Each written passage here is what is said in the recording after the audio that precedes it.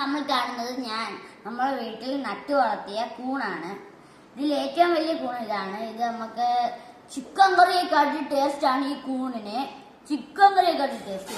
പിന്നെ നമുക്ക് തോരൻ ഉണ്ടാക്കാം കൂൺ വെച്ച്. നല്ല ടേസ്റ്റ് ആണ്. വീട്ടിൽ വെച്ച എല്ലാ കുഞ്ഞുള്ളവരും കഴിച്ചോളൂ ഈ കൂൺ.